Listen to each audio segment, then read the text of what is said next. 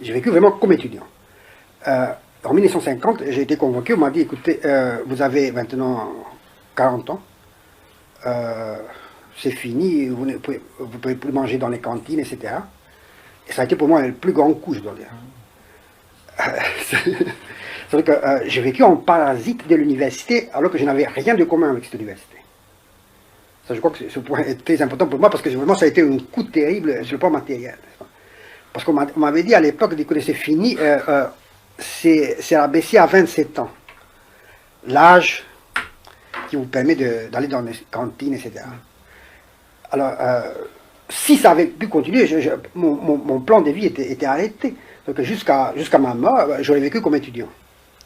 Avec tous les avantages matériels que ça comporte. En 1937, quand vous êtes arrivé, est-ce que vous avez essayé de rencontrer des gens que vous estimiez? Absolument pas. Absolument pas. Je dois dire que j'ai rencontré des écrivains à Paris au moment où j'ai publié mon premier livre. Donc en 1949. Avant, je connaissais des gens, mais jamais je ne pensais qu'il fallait voir un écrivain, un philosophe, à peine intellectuel. J'ai toujours vécu en dehors de ça. Mais malgré tout, avec votre livre, vous avez sauté la barrière. Oui, et je dois dire que j'ai essayé de me rattraper en un sens. Et pendant quelques années, j'ai mené une vie, pas mondaine, mais la vie des cocktails. Disons de 1950 à 1953-54, je connais énormément de monde, sortais énormément. À la fin, je m'en suis lassé. Mais j'ai toujours vécu au fond en marge de la société, et de tout, l'existence marginale, avec tout ça implique, et qui correspondait bien à ma vision des choses et à mes goûts personnels. Pourquoi avez-vous décidé, malgré tout, en 1949, d'écrire un livre? C'est en un sens entré dans la société, quand même. Non, écoutez, voilà ce qui s'est passé. En 1947, je me trouvais près de Dieppe, passer une vacance au Fortville. Et je m'amusais à traduire Mallarmé en roumain. Et d'un coup, je me suis dit, mais c'est absurde, puisque je ne retourne pas en Roumanie. Traduire Mallarmé dans une langue inconnue, du temps perdu, n'est-ce pas? J'ai jeté tout ça, je suis rentré à Paris et je me suis mis à écrire en français. Et c'est l'origine de ce livre, du premier que j'ai publié, Le précis de composition, qui est apparu 2 ans après. Mais c'était pas pour entrer dans un circuit, c'était pour exploser un peu. Enfin, c'était compliqué à dire, n'est-ce pas? Je ne sais pas pourquoi je l'ai écrit. Parce que je peux dire qu'au fond, tout ce que j'ai écrit dans des moments de, disons, de dépression. C'est une sorte de thérapeutique. C'est pas pour faire un livre. Mes livres n'en sont pas, n'est-ce pas? Paul Valéry, à la question « Pourquoi écrivez-vous ?» répondait par faiblesse. C'est un peu votre cas? C'est beaucoup plus que par faiblesse, par misère, par misère intérieure. Par dégringolade, même si je voulais. Plus que faiblesse. Plus que faiblesse. Et donc, c'est pas nécessité, finalement. C'est pour ne pas crier, pour ne pas gueuler ou hurler, pour ne pas. C'est pas pour. Mais c'est en tout cas pas pour faire un livre, n'est-ce pas? Le livre vient comme. C'est un accident, n'est-ce pas? C'est aussi peut-être quand même pour rencontrer des hommes. Non. Ça, je crois pas. Pour toucher des témoins inconnus. Ça, non. Ça, vraiment, quand on écrit un article, oui, vous avez un texte à faire. Il y a une idée implicite, vous touchez quelqu'un, n'est-ce pas? Mais quand vous écrivez quelque chose pour vous-même, et dans des moments, disons, de crise, vous ne pensez pas aux autres. Je dirais même qu'au fond, pour moi, l'acte d'écrire est une sorte de dialogue. Avec vous-même? Pas avec moi. Je dis avec Dieu. Je ne suis pas croyant. Non. Je ne suis pas croyant, mais je ne peux pas dire que je sois un croyant non plus. Mais pour moi, la rencontre avec Dieu, c'est peut-être dans l'acte d'écrire. Ça veut dire que une solitude qui en rencontre une autre. Une solitude en face d'une autre solitude. Dieu étant plus seul que soi, qu'on est que soi-même. Et donc, vous voyez que l'acte d'écrire que théoriquement je méprise, pratiquement, je l'apprécie, enfin je le mets dans théo, comme vous voyez. On dit que vous êtes nihiliste. Est-ce vrai ou est-ce faux? Qu'est-ce que le nihilisme? Je ne suis pas nihiliste. Je suis rien, vous savez, c'était difficile à dire. Je crois que j'ai des accès de nihilisme. Vous savez, c'était difficile à dire. Est-ce qu'on peut dire de Bouddha qu'il est nihiliste? On ne peut pas, n'est-ce pas? On peut le dire. C'était compliqué. Vraiment, je ne vois pas comment je pourrais répondre à cette question en étant tout à fait sincère. Je suis sûrement un négateur, n'est-ce pas? Mais même la négation, c'est une négation. C'est pas une négation abstraite, donc un exercice. C'est une négation qui est viscérale, n'est-ce pas? Qui est donc une affirmation malgré tout, n'est-ce pas? C'est une explosion. Est-ce qu'une gifle est une négation? Donner une gifle, n'est-ce pas? Quelque chose. C'est une affirmation. C'est une affirmation. C'est une affirmation, mais ce que je fais, c'est des négations qui sont des gifles, n'est-ce pas? Donc c'est des affirmations. Cependant, je ne recule pas. Je n'ai pas peur de mon nihilisme, ni de pessimisme, ni quoi que ce soit. Absolument, ça m'est égal, n'est-ce pas? Il y a des côtés nihilistes, mais c'est pas ça. Je ne crois pas que ça soit important. Pourquoi Sioran est-il un révolté? Je ne suis pas révolté. Mais, le révolté veut remédier à quelque chose, n'est-ce pas? Le révolté est un militant. Je ne suis pas militant. C'est vrai que j'ai dénoncé énormément de choses, mais avec les sentiments, quand même, avec les sentiments de l'irréparable. Par exemple, on ne peut pas dire que Baudelaire soit un révolté. Parce qu'il avait justement les sentiments de l'irréparable. Et Pascal non plus, c'est pas un révolté. Il avait les sentiments de l'irréparable. En ce sens, je me sentais pas deux, n'est-ce pas? Je ne suis pas révolté. Allons plus loin, vous êtes un désespéré. Ça non plus. Ça, comment dire? J'essaye de vous cerner. Hein. Non, parce que vous comprenez, oui, mais tout ça, ça a des implications négatives, n'est-ce pas, comme ça? Comme je vous dis, je ne recule pas. Il est évident que j'ai réussi à exprimer théoriquement une position qui, disons, est désespérée, puisqu'elle elle ne mène à rien, nulle part, n'est-ce pas? C'est inutilisable. Seulement, attention, j'ai toujours voulu être inutilisable, n'est-ce pas? Et ça ne me gêne pas du tout. Et curieusement, ça ne m'empêche même pas de vivre. Puisque j'accepte cette situation. Je ne veux pas en sortir, parce que je ne pense pas qu'il y ait des sorties. Il n'y en a pas. J'ai toujours dit que s'il y avait une sortie, j'aurais trouvé. Il n'y a pas de raison. Je ne suis pas plus bête que l'autre. J'aurais pu trouver une sortie, mais je trouve qu'il n'y a pas de sortie. Je me suis employé à regarder les choses. Est-ce que quelqu'un qui est extrêmement sévère comme vous a quand même des sujets, des objets d'admiration, d'amitié? Sans doute, lesquels? La passion de l'amitié. J'ai toujours eu des très grands amis, mais pas nécessairement dans le milieu littéraire. Par exemple, l'homme que j'ai admiré le plus dans ma jeunesse, c'est un homme qui n'a rien écrit et qui avait sûrement du génie. C'est un romaniste, quelqu'un qui est incapable d'écrire, mais qui est un homme extraordinaire. Alors, vous direz, c'est vous qui l'affirmez. Oui, évidemment. Mais je crois qu'il faut juger les gens dans l'absolu. Et je n'ai jamais apprécié les gens en fonction de ce qu'ils font, mais toujours en fonction de ce qu'ils sont. C'est comme être et, non pas ce qu'il fait. C'est pour ça que pour moi, quand on dit quelqu'un c'est un raté, il n'a rien fait, ça n'a aucune espèce d'importance. Je ne trouve pas qu'il faille se réaliser. Mais il faut quand même être quelqu'un. En ce sens, je connais des gens extraordinaires dans ma vie, dont on ne parlera jamais dans la littérature, mais ça n'a aucune espèce d'importance. Vraiment, c'est ce que naître est. Et je dirais même plus loin. Je crois que sur le plan métaphysique, je dirais, une conversation avec quelqu'un qui a des angoisses personnelles, n'est-ce pas? Disons, une concierge inquiète, elle est plus intéressante qu'un philosophe satisfait de lui-même, n'est-ce pas, infatué, n'est-ce pas?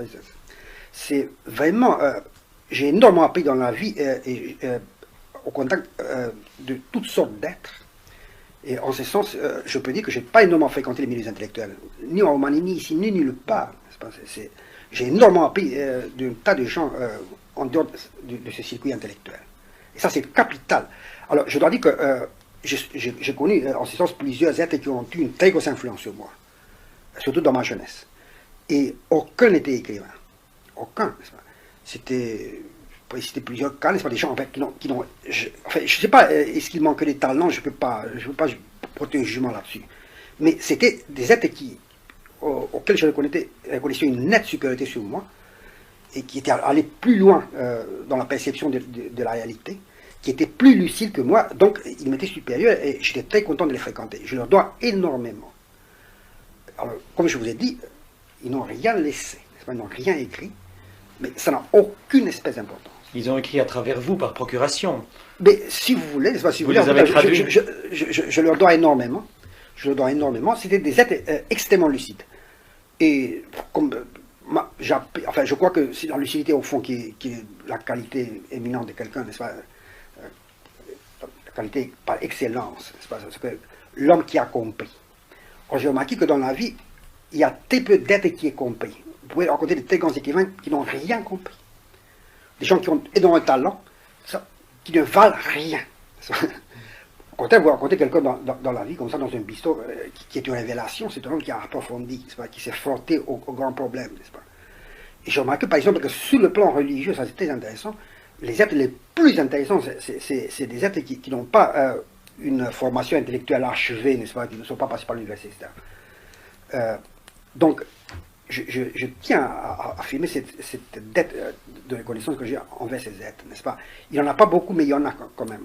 Et j'ai toujours eu des amis à ce niveau-là, si vous voulez. Presque de mon enfance, je dois dire. Une petite exception, c'est Henri Michaud, mais il est un peu comme vous, un écrivain anti-écrivain. J'admire beaucoup Michaud. C'est un homme extraordinaire, n'est-ce pas? Je regrette beaucoup qu'il ait quitté ce quartier. Il habitait ici tout près de chez moi, il habitait rue Séguier, dans un hôtel particulier. Je le vois maintenant moins, mais c'est un homme admirable, qui n'a pas été, qui est resté lui-même, qui est admirable parce qu'il peut parler n'importe quoi. Quel point commun avaient Sioran et Michaud? Mais, vous savez, au fond, j'aimais beaucoup observer Michaud. J'aimais le faire parler et j'allais à un certain moment avec lui, je parlais dans un article il m'a amené, il y a 15 ans, voir des films scientifiques, documentaires, qui ne m'intéressaient pas énormément. Mais je voyais, ce qui m'intéressait, c'est de voir pourquoi Michaud s'y intéressait. C'est des films de biologie, de minéralogie, de tout ça. Michaud, il prenait un intérêt fervent. Ça. Alors, j'ai compris pourquoi, plus tard, j'ai compris pourquoi, dans ses livres sur la drogue, il avait monté tant d'objectivité, tant de soucis d'être objectif, scientifique. Il a même un pli scientifique. Et c'est en allant avec lui à ce cinéma scientifique, n'est-ce pas, que j'ai fait la relation tout de suite entre ses livres sur la drogue, vous voyez, et cette culture scientifique. Parce que ces livres sur la drogue, c'est naturellement c'est les livres d'un très grand poète, mais aussi de l'homme de science. Et Michaud a quelque chose de gründlich, l'homme qui voit au fond des choses, qui est très consciencieux et qui voit au fond des choses. Qui est très persistant. Il est le contraire de l'écrivain français classique, n'est-ce pas? Même le contraire de Valéry, si vous voulez, bien qu'il ait des points communs. Mais Michaud veut épuiser un sujet, quel qu'il soit. En ce sens, c'est sûrement un des écrivains les plus profonds. C'est l'homme qui n'a pas essayé d'escamoter ces sujets. La littérature est nécessairement escamotage. En ce sens, il est sorti de la littérature. Vous voyez ce que je veux dire? Est-ce qu'il essayait de vous observer, vous aussi, je et crois de vous pas. épuiser? Je ne crois pas. J'ai cité une chose à propos de lui qui m'avait énormément frappé à l'époque. C'était un soir, il était 2 heures du matin. On avait parlé d'un tas de choses. C'était après un dîner, j'étais quelque part. Et on avait fini par parler du destin de l'homme, comme ça. C'était de grands sujets comme ça. Et la voix de Michaud d'un coup a changé. Et j'ai perçu une sorte d'émotion comme ça. Et vous savez, l'idée de la disparition de l'homme me fait quelque chose. Et il y avait quelque chose de tremblant dans sa voix. Et alors, ça, il y a à peu près 15 ans de là. Et je n'ai jamais pardonné cette émotion. Parce qu'à l'époque, j'étais beaucoup plus gêné que je ne suis maintenant. Maintenant, je suis un peu plus fatigué, plus âgé, etc. Je pensais que la disparition de l'homme était une chose qui n'était pas si mauvaise que ça, n'est-ce pas, etc. Et je me rappelle que, sur le coup, j'ai senti une sorte de déception. pourquoi c'est la montée, c'est la disparition de l'homme. Mais j'ai trouvé ça très beau de la part de Michaud, qu'il ait eu une réaction si sincère et si humaine.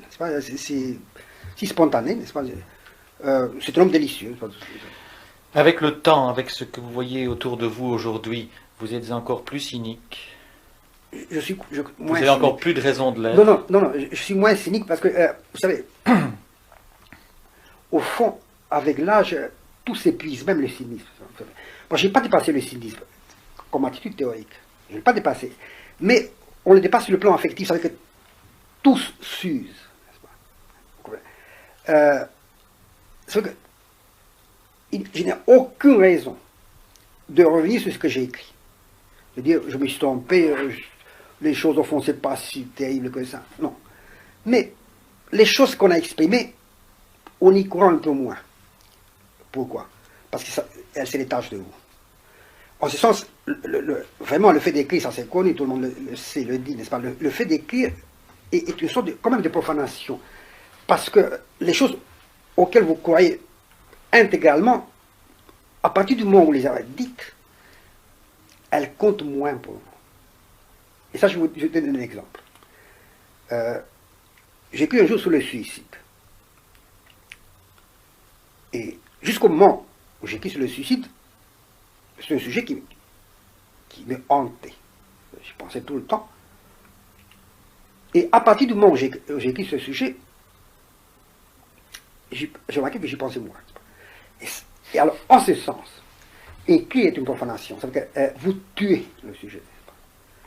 C'est thérapeutique. C'est un exorcisme. Non, c'est un exorcisme, mais c'est fait pour n'importe quel sujet, n'est-ce pas? Je pourrais dire tous les sujets que j'ai pu aborder dans ma vie, n'est-ce pas? Du fait que j'en ai parlé, je les ai à moitié tués. Et c'est pour ça que, pour revenir à mes amis dont j'ai parlé qui n'écrivaient pas, ils étaient plus purs que moi. Puisqu'ils n'avaient pas extériorisé, ils n'avaient pas expliqué, ils n'avaient pas craché leur démon intérieur, ils ne s'en étaient pas détachés. Et tous les sujets, je pourrais dire absolument toutes mes obsessions dont je parlais, elles ont diminué. À ce stade, il va de soi que je dois vous poser la question, pourquoi ne vous êtes-vous pas suicidé?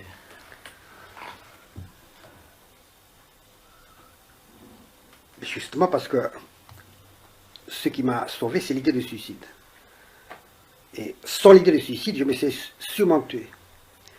Mais ce qui m'a permis de vivre, c'est que j'avais ce recours, toujours en vue. Et vraiment, sans cette idée, je n'aurais pas pu supporter la vie. L'impression d'être coincé ici bas, n'est-ce pas, je ne sais pas quoi. C'est toujours, pour moi, l'idée de suicide, toujours liée à l'idée de liberté. N'est-ce pas? Avec cette idée, je me suis dit, je peux supporter n'importe quoi, puisque tout dépend de moi. Et je dois dire que, contrairement à ce qu'on pense, l'idée de suicide est une idée positive. C'est une idée qui stimulante. C'est pas une fuite? C'est pas une fuite du tout. C'est l'idée, je parle de l'idée, n'est-ce pas? C'est l'obsession du suicide. Je ne parle pas du suicide. C'est la pensée du suicide. Le christianisme a fait une énorme faute psychologique en écartant le suicide. Je dis l'idée de suicide. Oui. C'est très important. Tous les moments difficiles de ma vie, j'ai pu les surmonter avec cette idée, l'idée de cet échappatoire. Et je crois vraiment qu'on peut tout supporter à condition de vivre dans l'intimité de l'idée de suicide. Il n'y a nullement besoin de se tuer. On peut se tuer, évidemment. Mais l'important, c'est d'avoir cette idée. Et le christianisme porte l'immense responsabilité d'avoir discrédité cette idée. En Antiquité, enfin, on sait, n'est-ce pas, les stoïciens, mais pas seulement les stoïciens, vous savez, il y avait un mode de suicide chez les philosophes que je trouve extrêmement intéressant, qui est totalement comment dire, sorti de mode, enfin, qui n'est plus pratiqué par personne, c'est le suicide par la suspension de la respiration, par une sorte d'auto-étouffement. Je trouve que c'est un mode très élégant de se tuer. Mais le problème n'est pas là, ce n'est pas l'acte du suicide, c'est l'idée. Il ne faut pas bannir cette idée. Au contraire, il faut exploiter cette idée. Et je dois dire que j'ai lu, avec une avidité énorme, étant jeune, toutes les biographies de suicidés. Enfin, mes héros étaient les gens qui sont des jeunes, etc., qui étaient jeunes, etc. Et j'ai tiré un certain profit, je dois dire, de cette passion pour le suicide. puisque c'est grâce à cette idée que j'ai pu atteindre cet âge. Jamais je n'aurais pu arriver à 60 ans sans cette idée. Jamais. J'en suis absolument persuadé. Donc, c'est une idée positive. Vous êtes proche de Dostoïevski? Oui, j'ai toujours lu Dostoïevski et je crois que c'est l'écrivain que j'aime le mieux. De tous les personnages, de tous les héros de romans, ceux que j'aime le plus, c'est Ivan Karamazov et Stavrogin. Et il y a un mot de Stavrogin qui m'a hanté toute ma vie. C'est qu'on dit de lui que quand il croit, il ne croit. C'est pas de Stavrogin, c'est sur lui. Quand il ne croit pas qu'il croit, et quand il ne croit pas, il ne croit pas qu'il ne croit pas. Vraiment, je me suis reconnu dans ce mot. Maintenant, la raison profonde pour laquelle j'aime le monde de Dostoïevski, c'est, si vous voulez, ce mélange de destruction, cette passion de la destruction qui débouche sur autre chose. Pas nécessairement sur la foi. J'aime naturellement les héros négatifs de Dostoïevski. Mais négatif, le mot n'est pas exact, mais enfin, pour simplifier, n'est-ce pas? Qui débouche sur quoi alors? Vous savez, qui se détruisent parce qu'ils vont trop loin. Je trouve que Dostoïevski est allé vraiment à la limite, c'est-à-dire que tous ces personnages franchissent une limite. Chaque être a une sorte de limite qu'il ne doit pas franchir. Eh bien, les personnages de Dostoïevski la franchissent. Alors, cette extrémité, n'est-ce pas, cette passion de l'extrémité chez eux, qui m'a toujours fasciné, n'est-ce pas? Et vraiment, je crois que s'il y a quelqu'un que je comprends de l'intérieur, c'est, enfin, disons, c'est Stavrogin et c'est Ivan Karamazov, et aussi l'homme de Souterrain. C'est ça, vivre. C'est ça. Vivre, c'est se détruire, non pas par manque, mais par une sorte de plénitude dangereuse. Chez Dostoïevski, ce n'est pas des crevés, n'est-ce pas, qui se détruisent, ce n'est pas des faiblards, n'est-ce pas, ce n'est pas des anémiques, c'est des gens qui éclatent, qui vont jusqu'à la limite d'eux-mêmes, n'est-ce pas, ensuite franchissent cette limite. Donc, c'est l'aventure au sens noble du mot. Au sens noble du mot, c'est l'aventure complète, n'est-ce pas, au fond, peut-être que l'être est là pour se détruire, n'est-ce pas, mais cette destruction n'a rien de déprimant. On n'est pas déprimé parce que ce sont quand même des demi-dieux, n'est-ce pas? C'est même des dieux. Je sais que vous aimez la musique, mais je ne sais pas pourquoi. Mais je n'aime pas toute la musique, mais la musique a joué dans ma jeunesse un très grand rôle, moins maintenant. Mais dans ma jeunesse, c'est un rôle capital. Et je dirais qu'une de mes grandes passions, très très grande passion, ça a été Bach. Ça a été une très très très grande passion et qui est restée, c'est peut-être de toutes mes passions, c'est celle qui est restée absolument intacte. Je dois dire que même ma passion pour Dostoïevski a diminué, mais pas celle pour Bach. Et on peut expliquer ça. Je n'essaie pas d'expliquer cette passion. Je dis Bach parce que c'est le musicien que j'aime le plus, mais enfin, je pratique un peu tout dans la musique. Mais quand même, je m'en tiens à Bach parce que ça a été pour moi une espèce de religion. Je ne veux pas dire autrement. Est-ce que vous avez le sentiment en général de la responsabilité, en particulier de votre responsabilité sur autrui? Absolument pas. Je ne les ai jamais eus.